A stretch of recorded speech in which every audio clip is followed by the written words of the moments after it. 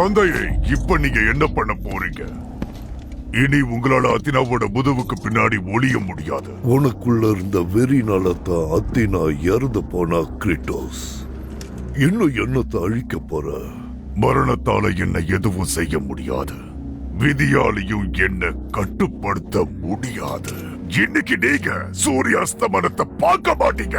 இன்னைக்கு உங்களை பழி வாங்கியே தீருவேன். அடை முட்டாள், உன் அவமதிப்பை இனியும் நான் பொறுத்துக்க மாட்டேன்.